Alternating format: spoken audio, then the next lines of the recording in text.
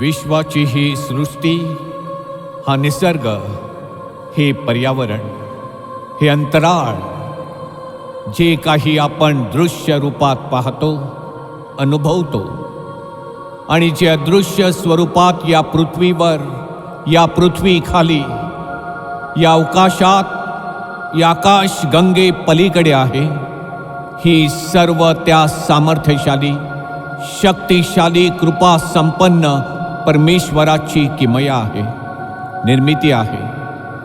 संत योहान लिखित शुभवर्तमानात पहिल्या अध्यायात तसे नमूद करण्यात आलेले आहे. सर्व काही त्याच्याद्वारे झाले आणि त्याच्या वाचून झाले असे काहीच नाही. याच विराट विश्वाच्या सम्राटाने आपल्या प्रतिरूपाप्रमाणे आदामाच्या रूपात मानव घडविला. त्याला साजेशी स्त्री निर्माण केली. फलद्रूप व्हा, बहुगुणित व्हा, पृथ्वी व्यापून टाका, ती सत्तेखाली आणा, असा आशीर्वाद दिला. परमेश्वर निर्मित एदेन बागेत आदाम आणि एवेचा कौटुंबिक प्रवास सुरू झाला.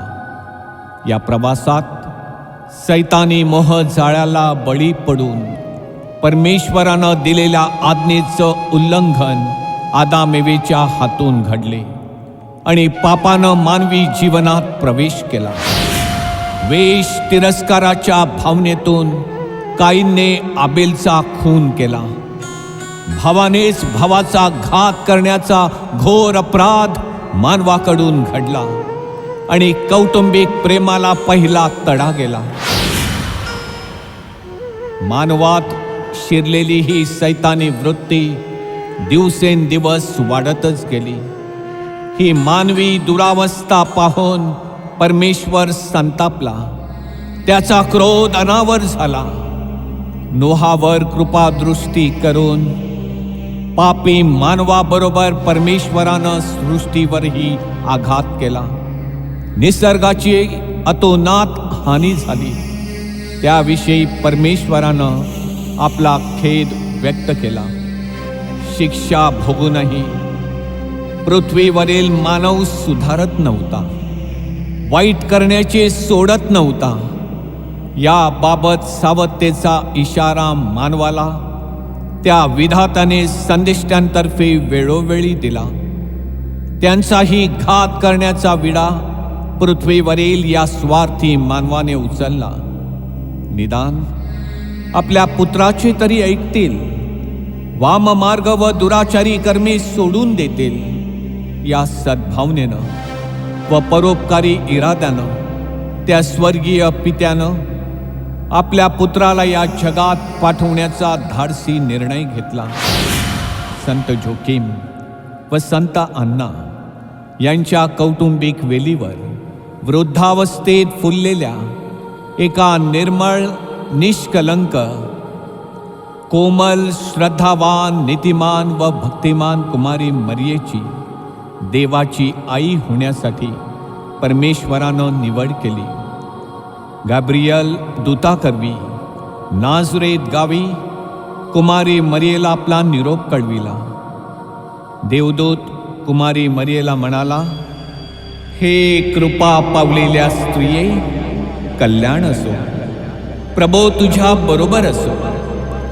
हे विधान ऐकून कुमारी मरिया घाबरली, गोंधळली, कावरी बावरी झाली. तिच्या मनी खळबळ उडाली. तिची ती मनस्थिती पाहून देवदूताने तिला म्हटले, मरिये, भिवू नको, कारण देवाची कृपा तुझ्यावर झाली आहे. पहा, तू गरोदर राहशील व तुला पुत्र होईल. त्याचे नाव येशू ठेव. तो जगाचा तारणारा आहे, मानवी मुक्तीदाता आहे. मरियेनं देवदूताला म्हटले, हे कसे होईल, कारण मला पुरुष ठाऊक नाही. देवदूताने उत्तर दिले, पवित्र आत्मा तुझ्यावर येईल आणि परात्पराचे सामर्थ्य तुझ्यावर छाया करेल. ज्याला तू जन्म देशील त्याला देवाचा पुत्र म्हणतील. देवाला काहीच अशक्य नाही. तेव्हा मरिया म्हणाली, पहा, मी प्रभूची दासी आहे. आपण सांगितल्याप्रमाणे मला हो. लग्नाअगोदर पवित्र मरियेच्या पोटी गर्भ असलेला पाहून नीतिमान, भक्तिमान व सज्जन वृत्तीचा मरियेचा भावी पती गोंधळला. संशयाचे वारे त्याला स्पर्शून गेले, परंतु पवित्र मरियेची अब्रू चव्हाट्यावर आणण्याची त्याची इच्छा नव्हती. म्हणून तिला गुप्तपणे सोडून देण्याचा विचार त्याच्या मनात घोळत होता. अशा प्रसंगी प्रभूच्या दूतानं योसेफाला स्वप्नात दर्शन देऊन म्हटले, योसेफा, योसेफा, दाविदाच्या पुत्रा, तू मरियेचा आपला पत्नी म्हणून स्वीकार करण्यास मागे पुढे पाहू नकोस, कारण तिच्या पोटी असलेला गर्भ पवित्र आत्म्यापासून आहे. तो देवाचा पुत्र आहे, जगाचा तारणारा आहे. योसेफ झोपेतून जागा झाला.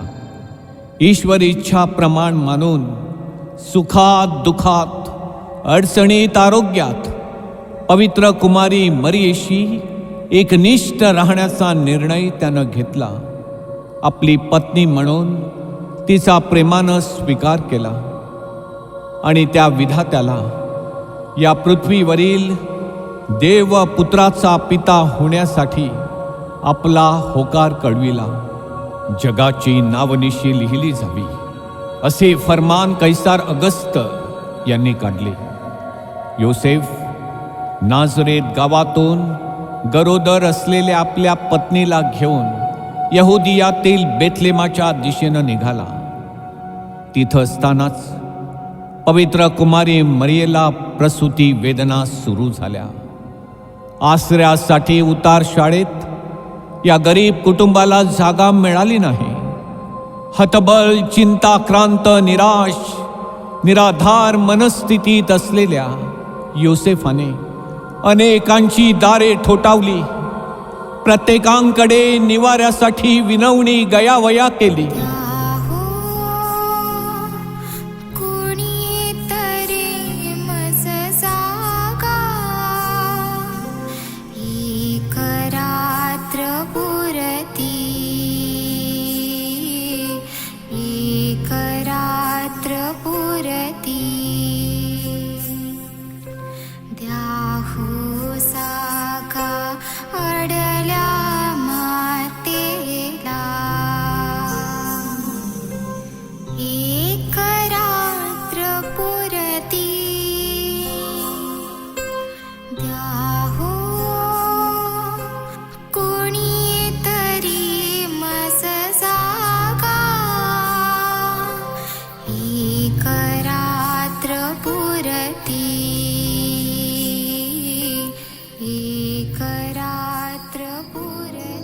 मरियेची व योसेफाची ती केविळवाणी दयनीय अवस्था पाहून कोणाच्याही मानवी संवेदना जागृत झाल्या नाहीत. घराचेच नव्हे तर आपल्या मनाचे आणि हृदयाचे दरवाजे मानवानी मानवासाठी बंद केले होते. त्या बिकट, कठीण, असहाय्य परिस्थितीत गुराच्या गवाणीत, जनावरांच्या वस्तीत त्या देवपुत्राला, जगाच्या तारकाला पवित्र कुमारी मरियेनं जन्म दिला. प्रभू येशूच्या रूपात जगाचा तारणारा या पृथ्वीवर अवतरला आणि स्वप्न देवाचे साकारले, वास्तवतेत उतरले.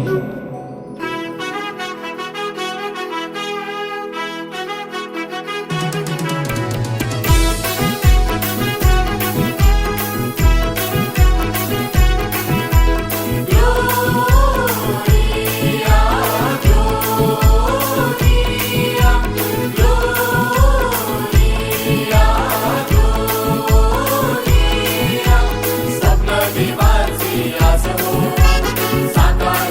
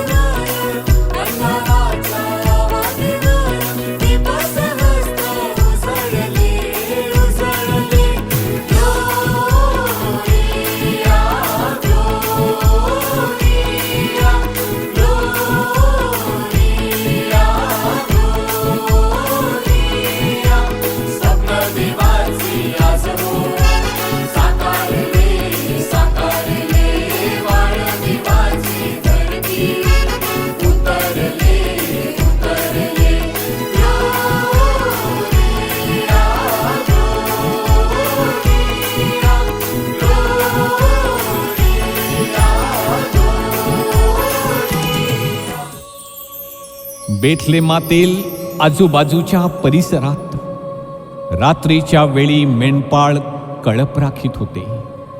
तेव्हा प्रभूचा दूत त्यांच्या जवळ उभा राहिला. प्रभूचे तेज त्यांच्या भोवती प्रकाशले. ते घाबरले, भयभीत झाले. तेव्हा प्रभूचा दूत त्यांना म्हणाला, भिवू नका. तुमच्यासाठी आज दाविदाच्या गावात तारणारा जन्माला आला आहे. तो ख्रिस्त प्रभू आहे. प्रभू जन्माची सुवार्ता ऐकून मेंढपाळ आनंदले, हर्षित झाले. धावत पडत परमेश्वराला मनोमनी धन्यवाद देत प्रभू जन्माच्या स्थळी पोचले.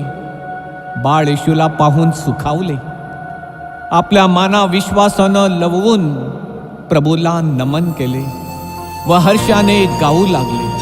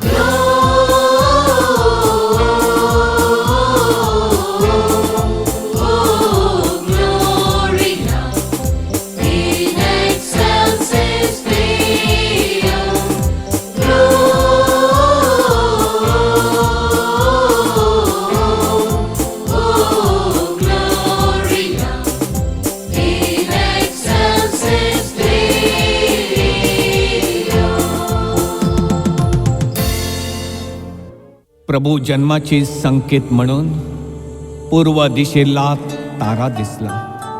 ज्ञानी लोकांनी तो पाहिला. ताऱ्याच्या दिशेनं मार्गक्रमण करून ते यरुशलेमच्या हद्दीत पोचले. बेथलेमातील गव्हाणीत असलेल्या बालकाला त्यांनी नमन केले. सोने, ओद आणि गंधरसाचे नजराणे त्याला अर्पण केले. प्रारंभी जो शब्द होता, जो देव होता, जो देवासह होता, तो मानव झाला, मानवात मिसळला. दयेचा, प्रेमाचा, शांतीचा, सलोख्याचा संदेश त्याने अखिल मानवतेला दिला. जसे मी तुम्हावर प्रेम केले आहे तसे तुम्हीही एकमेकांवर प्रेम करा. हा सुवर्ण नियम त्याने साऱ्या विश्वाला दिला. 2026च्या वर्षात आपण आपली कुटुंबे श्रद्धेत वाढावीत, प्रभूच्या मूल्यात घडावीत, प्रीतीत व एकोप्यात नांदावीत, सेवाभावी बनावीत. सृष्टीची, पर्यावरणाची, निसर्गाच्या ठेवीची निगा, काळजी आपण घ्यावी, जतन आणि जोपासना करावी. कौटुंबिक ताण तणाव, मालमत्तेवरून निर्माण झालेले वाद विवाद प्रेमानं, संवादाने संपुष्टात आणावे. परमेश्वरानं जे जोडले आहे ते प्रेमाचे बंधन टिकून ठेवावे. हीच त्या दयाधनाकडे प्रार्थना आणि याचना. Wish you a happy Christmas and a happy new year 2026.